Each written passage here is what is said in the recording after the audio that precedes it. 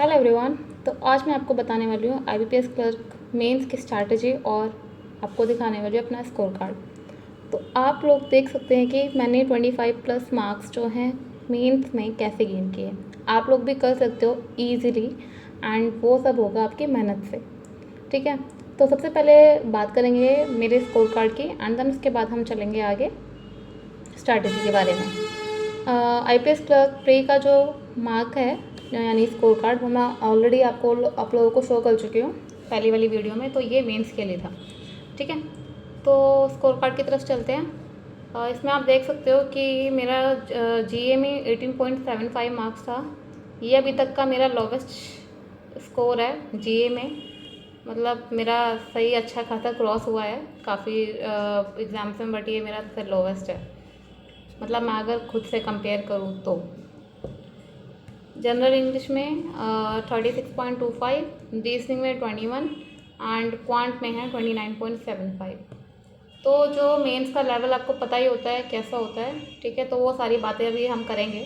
ठीक है, और टोटल जो है वो है 105.75। ठीक है, तो ये मेरा स्कोर कार्ड है, आप लोग देख लीजिए आराम से।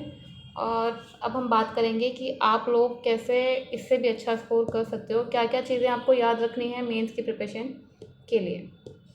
देखिए, फर्स्ट ऑफ ऑल आपको प्री और मेंस में डिस्टिंग्विश करना है क्या कि दोनों का लेवल सेम होता है। नहीं, प्री होता है आपका कॉन्सेप्चुअल आपका मेंस भी होता है, बट यहाँ पे आपकी स्पीड चाहिए होती है। कॉन्सेप्चुअल कॉन्सेप्ट से आप स्पीड, यहाँ पे आपको थोड़ा चूज़ी बनना पड़ता है। ठीक है, डैट मीन्स कि आपको क्वेश्चंस सिलेक्शन आना चाहिए कि आपको कौन से क्वेश्चंस आप कर सकते हो कौन से नहीं कर सकते। ये नहीं है कि आप डायरेक्ट लगे जा रहे हो, जो दिखा क्वेश्चन आप करते जा रहे हो। ठीक है, तो आपको वो नहीं करना है। आप लोगों को क्या करना है, देखिए प्री में क्या होता है, यहाँ पे आपको स्पीड चाहिए होती है। स्पीड क्यों? क्योंकि इसमें आपको ऑलमोस्ट सारे क्वेश्चन आते हैं, लेकिन आपके पास टाइम कम पड़ जाता है। क्योंकि यहाँ पे आपके पास सेक्शन टाइम होता है। सेक्शन टाइम यहाँ भी होता है, लेकिन यहाँ पे लेवल थोड़ा हाई होता है। ठीक है, और यहाँ पे लेवल आपका कम होगा कि आपको 30 to 30 क्वेश्चन आते भी होंगे, लेकिन आपके पास टाइम नहीं होता है कि आप उतना कर पाओ। तो यहाँ पे आपको स्पीड की ज़्यादा ज़रूरत होती है। यहाँ पे आपको थोड़ा सेलेक्टिव बनना पड़ता है कि ये जो क्वेश्चन है आप ये कर सकते हो या नहीं कर सकते हो। उसके बाद आपको देखना पड़ेगा, उस तरीके से आपको टाइम अपना मैनेज करना पड़ेगा मेंस में। ठीक है, सबसे पहले हम बात करते हैं, चलिए एक एक करके बात करेंगे क्या क्या चीज़ों को आपको मेंस में ध्यान रखना है। सबसे पहले टाइम मैनेजमेंट। टाइम मैनेजमेंट में आपको क्या देखना है। देखिए, आपके पास प्री में तो आपको पता है कि सारे क्वेश्चन आते हैं, आप कंटिन्यू बस करना स्टार्ट कर देते हो। बाकी मैंने आपको ट्रिक बताई हुई है किस तरीके से आपको क्वेश्चन देखने हैं। ठीक है, प्री वाली वीडियो आप देख सकते हो मेरी। मेंस में आपको क्या करना है, मेंस में आपको सबसे पहले आपको 1.5 से 2 मिनट, ठीक है, 1.5 से 2 मिनट आपको देने हैं जस्ट क्वेश्चंस को देखने के लिए। ठीक है, एक बार क्वेश्चंस का आपको देखना है कि ये क्वेश्चंस आपसे डूएबल है या नहीं है। ऐसा नहीं कि आपने क्वेश्चन स्टार्ट किया फर्स्ट से बस करने बैठ गए। यहाँ सबसे बड़ी गलती करते हो आप लोग, क्योंकि आपको नहीं पता जो लास्ट में क्वेश्चन है, ठीक है, जो लास्ट क्वेश्चन है वो शायद इस वाले क्वेश्चन से कम टाइम कंज्यूमिंग हो और इजी हो। टाइम कंज्यूम भी तो उसमें लगेगा ना जो आपको क्वेश्चन आता होगा। जो आता ही नहीं हो उसमें तो आप सोच सोच के टाइम निकाल दोगे सारा। तो इसलिए मैं कह रही हूँ कि सबसे पहले आपको क्वेश्चंस जो है एक बार देख लेने हैं अच्छे से लास्ट तक कि हाँ कौन सा क्वेश्चन आपका डुएबल है, जो आपको लग रहा है। जैसे आप 7th क्वेश्चन पे आए, आपको पता है कि आपने ये वाला चैप्टर बहुत अच्छे से किया हुआ है और ये क्वेश्चन मुझसे हो जाएगा। ऐसा नहीं है कि क्वेश्चन देख के आपको बहुत टाइम तक सोचना पड़ता है कि हो पाएगा या नहीं हो पाएगा। ऐसा तो होता नहीं है, शायद नहीं होता है किसी के साथ भी। ठीक है, क्योंकि हमें एक झलक में पता चल जाता है कि हाँ ये क्वेश्चन डुएबल है या नहीं है। सबको पता है कि किसका स्ट्रॉन्ग पॉइंट है, कौन सा वीक पॉइंट है। तो उस क्वेश्चन को आपको मार्क फॉर रिव्यू कर लेना है। ठीक है, ऐसे ही आपको नेक्स्ट करके क्वेश्चन देखने हैं। जो नहीं आता आपको पता है ये चैप्टर आपने किया ही नहीं है या फिर बहुत वीक है, उसको तुरंत स्किप कर दीजिए, टाइम नहीं लगाना है उसको। ठीक है, मैं भी यही करती थी, स्किप करने में ज़रा टाइम नहीं लगाती थी मैं। ठीक है, तो आपको भी वही करना है कि जो क्वेश्चन नहीं आता उसको स्किप कीजिए और लास्ट तक एक बार क्वेश्चन देख लिए, उसके बाद आपको जाना है।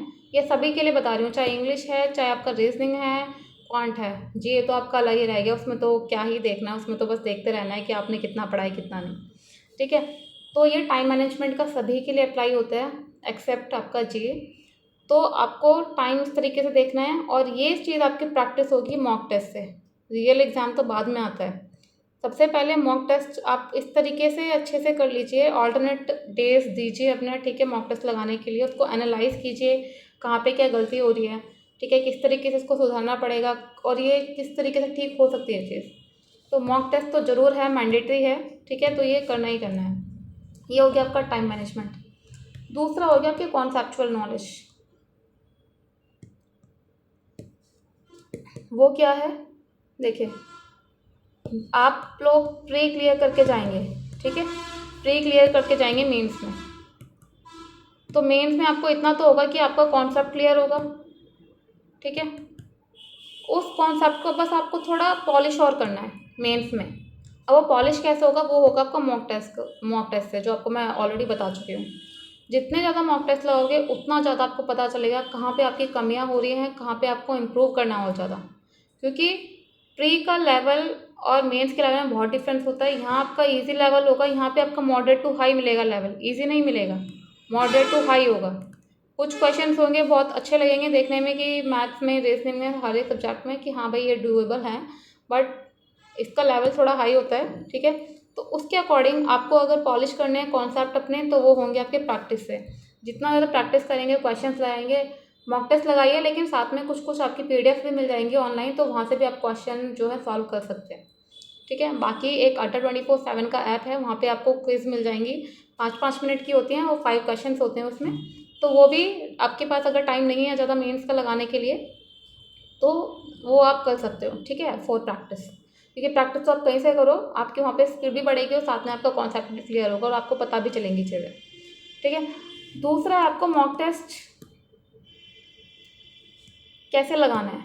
देखिए, मॉक टेस्ट लगाने के लिए ना सबसे चीज़ आपको फॉर्मेलिटी नहीं करनी है कि हाँ भाई मैंने मॉक टेस्ट लगा लिया, बहुत बड़ा काम कर दिया मैंने, वो चीज़ नहीं करनी है आपको। सबसे पहले तो मॉक टेस्ट लगाने के लिए कंसिस्टेंट होकर बैठना पड़ेगा। ऐसा नहीं कि 1.5-2 घंटे का जो भी है मॉक टेस्ट या 2 घंटे का, ठीक है, आप लोग बस 1 घंटा तो किया, उसको पॉज किया, उसके बाद दोबारा थोड़ा रेस्ट करने बैठ गए, काम आ गया कोई, उसको छोड़ के चले गए, तो वो चीज़ नहीं करनी है। आपको कंटिन्यू पूरा मॉक टेस्ट कंप्लीट लगाना है, ठीक है।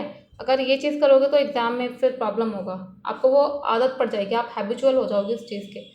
तो वो हैबिट आपको नहीं बनानी है, आपको देखना है कि आप कितना इतना जितने टाइम का आपका जो एग्ज़ाम होता है रियल एग्ज़ाम, आप उतने टाइम तक कितना एक्टिव रह पाते हो, किस तरीके से आपका माइंड जो है काम करता है, ठीक है।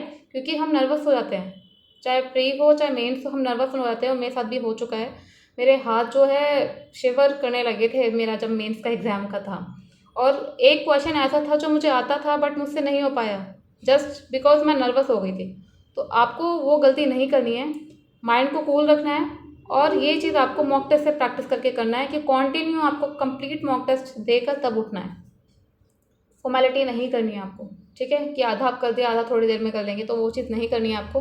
कंप्लीट मॉक टेस्ट लगाना है। नर्वस होना एक नॉर्मल चीज़ है, बट एक बहुत ज़्यादा नर्वस हो जाना वो ज़्यादा थोड़ा खतरनाक है, क्योंकि वहाँ पे आपको चीज़ें आती हुई भी खराब हो जाएंगी और आपसे बहुत गलतियाँ हो जाएंगी, ठीक है, और टाइम भी वेस्ट होगा साथ में आपका। क्योंकि मेरे साथ रीजनिंग में हुआ था ये, कि रीजनिंग में पजल थी जो ईजी थी काफ़ी, बट इतना अंदर से नर्वसनेस फील हुआ, वो इसलिए था मेनली कि प्रैक्टिस नहीं थी मेरी उस टाइम, मैंने प्रैक्टिस के लिए टाइम नहीं दिया था, वो जैसे तैसे निकल गया। तो आप लोगों को वो चीज़ नहीं करनी है, जितना प्रैक्टिस करोगे उतना हाथ साफ होगा, उतना आपका मतलब माइंड में चीज़ें बैठेंगी, तो आप लोगों को वो चीज़ नहीं करनी है, ठीक है। तो ये गलतियाँ बता रही हूँ आपको, इन गलतियों से आपको सीखना भी है जो मुझसे हुई हैं, ठीक है। दूसरा आपका, ये तो मैंने बता दिया कुछ चीज़ें, अब साथ में हम देखते हैं कि इंग्लिश, रीजनिंग, क्वांट एंड आपका जीए, ये कैसे करना है आपको। इसके लिए वैसे मैंने मेंस के लिए अलग से एक सेपरेट बना रखी है वीडियो, आप जाकर देख सकते हैं मेरा जो यूट्यूब चैनल है उसकी प्लेलिस्ट में जाकर। बाकी मैं यहाँ आपको बता दे रही हूँ दोबारा।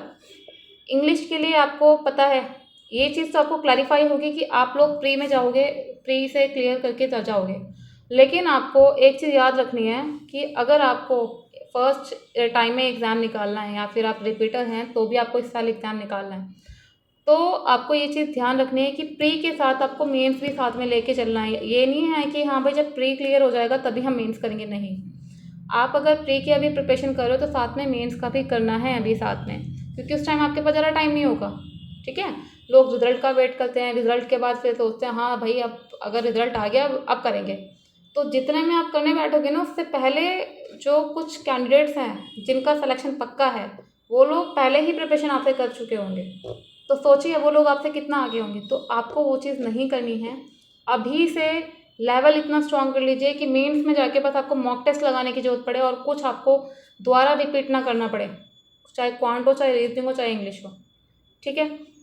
सबसे पहले जीए के लिए आप अभी से तैयारी करते चलिए, क्योंकि अगर बाद में करोगे तो आप एकदम से लोड पड़ेगा ना तो वो चीज़ें सारी मतलब कंफ्यूजिंग हो जाएंगी, आपसे याद नहीं हो पाएगा, रट्टाफिकेशन भी ढंग से नहीं हो पाएगा। और वो रट्टाफिकेशन जीए में ज़रूरी है, लेकिन आप जब बहुत सारा करते हो ना तो वो सारा इधर उधर हो जाता है, ठीक है, नहीं हो पाता है। जीए अभी से स्टार्ट कीजिए पढ़ना। और जो सोर्स हैं जो लोग मोस्टली पूछते हैं, एक तो फेस क्लाउड, ठीक है, और साथ में आप अड्डा 24/7 की पीडीएफ आती है, ठीक है, हिंदी रिव्यू बोलते हैं उसको, ये 2 पीडीएफ कर लीजिए। और साथ में यूट्यूब पर आपको बहुत सारी वीडियोस मिल जाएंगी रिवीजन के लिए, ठीक है, बहुत सारी वीडियोस मिल जाएंगी, तो वहाँ से आप रिवीजन कीजिए। पहले आपको पीडीएफ से करना है, नोट्स बनाने हैं अपने इन पीडीएफ से, ठीक है, उसके बाद आपको यूट्यूब पर जाना है आपके रिवीजन के लिए। अगर आप लोग काफ़ी क्वेश्चन ये भी था कि मैम खाली वीडियो तो जाएगा, नहीं होगा। वीडियो में बस आपको कुछ ही क्वेश्चंस मिलेंगे, ज़्यादा सारे नहीं मिलेंगे, कुछ ही क्वेश्चंस मिलेंगे, और जो कुछ नहीं मिलेंगे और मोस्टली क्वेश्चन वहीं से उठ के आ जाते हैं, क्योंकि आजकल जी इतना अनएक्सपेक्टेड आ रहा है कि हमें भी नहीं पता है कि क्या क्वेश्चन दे दे एग्जामिनर, तो आप लोगों को वो नहीं करना है। तो और अफेयर्स क्लाउड की आपको स्टडी पीडीएफ करनी है, पॉकेट वाली नहीं, पॉकेट वाली में बहुत शॉर्ट्स होता है, हेडलाइन ओनली होती है उसमें, तो उससे कुछ फ़ायदा नहीं है, क्योंकि आजकल बहुत ज़्यादा ही जीए मैंने देखा लेवल बहुत ज़्यादा हाई हो चुका है पहले से, तो तैयारी भी अपनी उसी तरीके से करनी है हाई वाले लेवल की। तो जीए आपके लिए ये है, और ये आपको अभी से कंटिन्यू रखना है, आगे के लिए नहीं सोचना कि हाँ भाई जब आपका प्री होगा, प्री के बाद आपका रिजल्ट आएगा, रिजल्ट जब पता चल जाएगा उसके बाद आप करने बैठोगे, क्योंकि 15-20 उसका ही टाइम होता है आपके पास, ठीक है। दूसरा ये तो आपका हो गया जीए का। इंग्लिश में आपको मैंने प्री में जो आपको बताया है क्या क्या आपको करना है, एक तो 120 रूल्स, ठीक है, और साथ में आपके क्या था, ग्रामर और रीडिंग, ठीक है। तो ये चीज़ें आपको दोबारा वही करनी है, दोबारा रिवाइज करना है इंग्लिश के लिए, और साथ में आपको mock test, sectional mock test से पहले अपना देखना है, ठीक है। इंग्लिश में वही है, बस आपको थोड़ा मतलब करना है, ठीक है, क्योंकि इसमें पैराग्राम्बल्स आती हैं, काफ़ी थोड़ा टफ मॉडरेट लेवल होता है, तो आपको ये सब चीज़ें ध्यान रखनी है, वो सारी रीडिंग से होंगी, ठीक है। इंग्लिश में वही है, बस आपको थोड़ा मॉक टेस्ट से और पॉलिश और करना है। आगे आते हैं हम अपना रीजनिंग पे। रीजनिंग के लिए भी अभी से आपको स्टार्ट करना है। रीजनिंग में जहाँ पे आपको लगे कि हाँ यहाँ पे आपका लेवल ठीक हो चुका है, यहाँ पे आपके मार्क्स जो है प्री में ठीक आ रहे हैं, वहीं पे आप अपना लेवल थोड़ा हाई कर दो, मॉडरेट लेवल के क्वेश्चन स्टार्ट कर दो करना, ठीक है, क्योंकि आपको रीजनिंग में कोई भी ऐसा टॉपिक नहीं है जो छोड़ा जाए, सारे डुएबल होते हैं, मिसलेनियस हो, पजल्स तो आपका है ही, ठीक है, क्योंकि रीजनिंग में क्या होता है कि आपकी सबसे ज़्यादा पजल्स आती हैं, प्री हो चाहे मेंस हो, और कुछ कुछ आपको मिलेंगी हार्ड लेवल की, कुछ मॉडरेट लेवल की, मॉडरेट कुछ होंगी जो बहुत इजीली डुएबल होती हैं, ठीक है, लेकिन 2 एक ऐसी आती हैं कि बस बहुत ज़्यादा ही हार्ड होती हैं, तो इसलिए अपने पजल्स के साथ साथ जो आपका मिसलेनियस पोर्शन है वो भी आपको ठीक से कंप्लीट करना है, ठीक है, और वो सारा आपको प्रैक्टिस से होगा, कुछ इसमें न्यू नहीं होगा, बस आपका मशीन इनपुट आउटपुट जो होता है आपका, ठीक है, मशीन इनपुट आउटपुट, और आपका ब्लड रिलेशन हो गया, और आपका डायरेक्शन सेंस, ये सब मेनली ये आते हैं, ठीक है, मेनली ये आते हैं, और इनइक्वालिटी भी आता है आपका, इनका लेवल जो है थोड़ा बढ़ जाता है, वो बढ़ कैसे आता है, आपको ये कोडिंग फॉर्म में दे देते हैं क्वेश्चंस, ठीक है, तो प्री में आपका इजी लेवल मिलेगा, लेकिन मेंस में जो है आपका ये कोडिंग में दे देंगे कि कुछ ना कुछ बना के, मतलब अल्फ़ाबेट का कुछ मिक्सचर बना के या कैसे भी कोड करके दे देंगे कि आपको उसको सॉल्व करके करना पड़ेगा, और सिलॉक्स भी आपके थोड़ा मतलब हार्ड मॉडरेट लेवल के आते हैं, उसमें सिंपल आते हैं, लेकिन इसमें आपको दे देगा कि आपको कॉन्क्लूजन दे देगा, आपको स्टेटमेंट बतानी होगी। लेकिन प्री में क्या होता है, आपको स्टेटमेंट देते हैं, कॉन्क्लूजन बताना पड़ता है, तो इसमें उल्टा कर देंगे। ये थोड़ा टाइम कंज्यूमिंग होता है, ठीक है, वो इतना टाइम नहीं लगता है प्री में, लेकिन इसमें टाइम लगेगा आपको। ये हो गया आपका, ठीक है। और साथ में ये सारे क्वेश्चन है ना, ये तो आपको करने ही है अच्छे से। और ये जो मैं आपको बता रही हूँ, inequality, machine input output, blood relation, direction और सिलॉक्स, पजल तो है ही साथ में, ठीक है। ये सब आपको अच्छे से करना है और अभी से करना है। अभी से करोगे तो, लेकिन करना तब है जब आपका प्री का हो जाए। मैं ये नहीं कह रही कि आपको प्री का छोड़ के आप मेंस का करने बैठ गए तो कोई फ़ायदा नहीं है, ठीक है। तो पहले जब आपको लगे कि आपका प्री का ठीक हो गया है, अच्छे से प्रैक्टिस हो गया है, देन आपको ये क्वेश्चन करने स्टार्ट है, अगर टाइम है तो। अगर नहीं है तो बाद में करना ये, ठीक है। मेरा कहने का मतलब बस ये है, अगर नहीं टाइम है, अगर आपका रीजनिंग प्री का भी ठीक से नहीं हुआ है, तो आप अभी प्री की ही तैयारी कीजिए, इसको छोड़ने की भी ज़रूरत नहीं है आपको फिर। लेकिन आपको पता है कि आपने ठीक किया हुआ है, आपके मार्क्स ठीक आ रहे हैं, मॉक टेस्ट में आपका 35 में से अगर आपके 30+ आ रहे हैं मार्क्स और काफ़ी अच्छा स्कोर है, ठीक है, तो आप कर सकते हैं। कम से कम एक ओवरव्यू या बेसिक आप देख सकते हैं कि कोडिंग में किस तरीके से क्वेश्चन सॉल्व होते हैं। आपको यूट्यूब पे काफ़ी मतलब क्लासेस मिल जाएंगी, वहाँ से आप चेक कर सकते हैं। तो रीजनिंग का ये था। बाकी मेंस में जब एग्ज़ाम आप अटैम्प्ट करोगे तो मैम ने आपको स्टार्टिंग में बता दिया टाइम मैनेज कैसे करना है, कैसे आपको सेलेक्टिव बनना है क्वेश्चंस को चूज़ करने में, तो इन चीज़ों का आपको ध्यान रखना है। अब आते हैं हम क्वांट पर। क्वांट में देखिए, आपको सेम रीजनिंग वाला बता रही हूँ मैं कि क्वांट में आपका लेवल हाई हो जाता है। जैसे कुछ कुछ क्वेश्चंस है आपके क्वांटिटी बेस्ड होते हैं कि कौन सी क्वांटिटी बड़ी है, 1 या 2, ठीक है। और ये सारे क्वेश्चंस जो आपके मिलेंगे ना, ये सारे आपके अरिथमेटिक बेस्ड होते हैं, मतलब सारा कॉन्सेप्ट बेस्ड, क्योंकि इसमें भी क्वेश्चन ही आते हैं आपके, ठीक है, क्वेश्चन ही आते हैं जैसे आपके प्री में आते हैं, बट लेवल थोड़ा हाई होता है। इसमें थोड़ा आपको माइंड वाला गेम देते हैं कि हाँ भाई इसमें दोनों को सॉल्व करना पड़ेगा, उसके बाद बताना पड़ेगा। मान लो इसका 400 है, इसका 450 आंसर आया सॉल्व करके, इसमें आपको CISI का कोई क्वेश्चन दे दिया, इसमें आपको प्रॉफिट एंड लॉस का कोई क्वेश्चन दे दिया, बस आपको सॉल्व करना है। इसलिए ज़्यादा दिमाग को घुमाना नहीं है, हमें बस पूछा है क्वान्टिटी 1 और 2 में कौन ज़्यादा है, तो 450 ज़्यादा है बस, ठीक है। तो इस टाइप के क्वेश्चंस मिलेंगे, क्वांटिटी हो गया, और आपका मैचिंग वाले क्वेश्चंस भी आने लग गए हैं कि आपको ये फर्स्ट है, सेकंड कॉलम है, यहाँ पे आपको क्वाड्रेटिक इक्वेशन दे देंगे, 3 दे दिए आपको, ठीक है। तो इनके आंसर आपको यहाँ पे दे दिए A B C, फिर आपको बोलेंगे मैच करो। तो इसमें मतलब क्या है, मतलब ये है ना, आपको क्वाड्रेटिक इक्वेशन आनी चाहिए। तो मतलब मेरा कहने का ये है, मैथ्स में आपको अपना कॉन्सेप्ट और ज़्यादा क्लियर करना है, ठीक है, लेवल थोड़ा हाई करना है। रीजनिंग का अलग था क्योंकि उसमें थोड़ा सा डिफरेंट होता है, क्योंकि उसमें कोडिंग बेस्ड आता है, ठीक है। इसमें आप प्रैक्टिस अभी से कर सकते हो, अपना अपना थोड़ा बेसिक क्लियर कीजिए, स्पीड बनाइए सबसे पहले प्री के लिए, तो स्पीड मैटर्स, ठीक है, फॉर प्री। तो सबसे पहले आपको बेसिक क्लियर करना है, देन आपको क्वेश्चंस सॉल्व करने हैं, जो कि मैं अपने पहले वीडियो में बता चुकी हूँ आपको। उसके बाद आपको मॉक टेस्ट लगाने हैं, देन आपको लगता है कि हाँ you are satisfied with your score, then आप आगे आप मैथ्स के मतलब थोड़ा मॉडरेट एंड हाई लेवल पे जा सकते हैं, ठीक है। क्योंकि अभी से करोगे तो बाद में इतना दिक्कत नहीं होगा आपको, क्वेश्चंस थोड़े मिलेंगे डिफरेंट टाइप के क्वेश्चंस, लेकिन आपका लेवल थोड़ा हाई हो जाएगा। तो हाई अभी से आप अगर प्रैक्टिस करोगे तो वो भी हो जाएगा। तो ये था आपका ओवरऑल सारा, ठीक है, सारे सब्जेक्ट्स का, और यही चीज़ आपको करनी है। अगर आपको समझ आई है, समझ में आ जानी चाहिए आपको वैसे, ठीक है। तो आज के लिए इतना ही। बाकी आप लोगों को लगे कोई क्वेश्चन या डाउट है, ठीक है, तो आप जो है टेलीग्राम चैनल मेरा ज्वाइन कर सकते हो। और अगर आपको सब्जेक्ट वाइज आपको स्ट्रैटेजी देखनी है तो मैंने प्लेलिस्ट जो है अपने चैनल पे बनाई हुई है, ठीक है, स्ट्रैटेजी के बारे में, तो आप वहाँ पे जाके देख सकते हो, सबके सेपरेट वीडियो मैंने बनाई हुई है। बाकी कुछ भी डाउट हो या कुछ भी क्वेश्चन हो तो आप लोग पूछ सकते हैं। तो आज के लिए इतना ही, थैंक यू।